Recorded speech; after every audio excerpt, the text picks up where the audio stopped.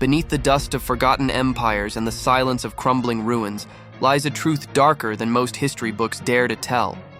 A truth that reveals the ancient world was drenched in blood, ruled by violence and torn apart by wars so brutal that even our most devastating modern conflicts pale in comparison. Before the roar of modern artillery or the thunder of nuclear fear, the clash of bronze and iron-shaped civilizations and erased entire peoples from existence.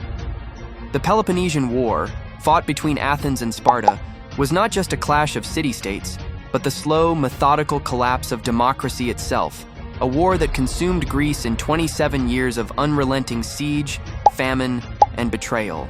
Athenians starved behind their walls as plague ravaged their streets, corpses piled high in temples once meant for the gods. And when Sparta finally broke through, Athens was stripped of freedom, art, and pride.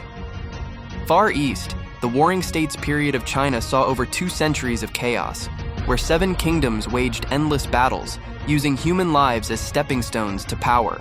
Villages were erased overnight, rivers ran red, and generals recorded victories in numbers of skulls. From this carnage rose Qin Shi Huang, who unified China through brutality and fear, burning books, burying scholars alive, and forging an empire on the bones of the fallen. Meanwhile, in Carthage, the Punic Wars with Rome unleashed a horror unmatched in the ancient world.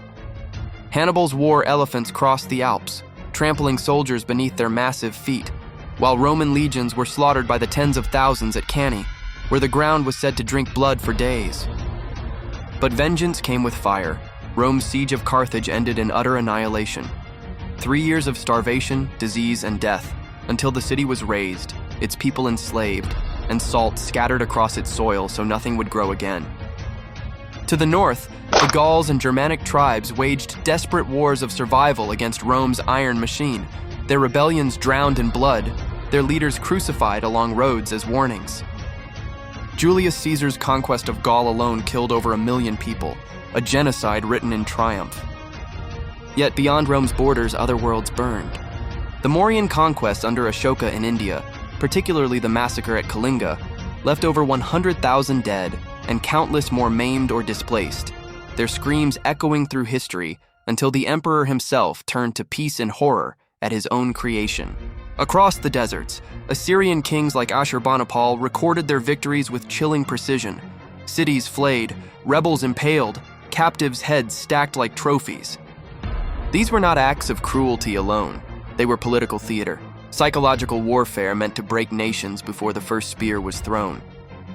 In the Mediterranean, the Siege of Tyre by Alexander the Great showcased ambition without mercy. He built a causeway across the sea to reach the island fortress, enslaved 30,000 survivors, and crucified hundreds as an example to the rest of the world. Yet his conquests, though celebrated, left millions displaced, cultures erased, and blood spilled in the name of glory. And in the shadows of antiquity, the Bronze Age collapse remains one of the most catastrophic chain reactions of violence ever recorded.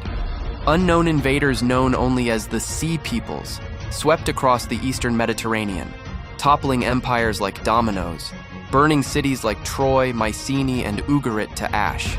The collapse was so total that literacy, trade, and art vanished for centuries, plunging entire regions into a dark age.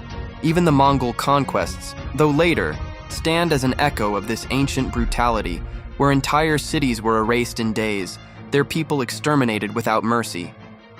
The ancient world was a crucible of violence, where survival demanded savagery, and peace was only ever the pause between massacres. Unlike modern wars waged with diplomacy and technology, ancient warfare was intimate, swords clashing hand to hand, arrows raining from the sky, and soldiers fighting until exhaustion, their blood mixing with the dust of the earth. There were no conventions, no humanitarian aid, no surrender without slavery. Every battle was total war. Empires rose and fell in tides of crimson, their monuments now silent, their glories built on suffering. And yet, within that horror, humanity endured. From the ashes of the burned and broken came the philosophies of peace, the birth of law, and the fragile idea that civilization could rise above its own thirst for conquest. These ancient wars remind us that history is not a story of progress, but of survival. That behind every triumph lies a battlefield buried beneath our feet, whispering the same eternal truth. that the blood of the past still runs through the soil of the present.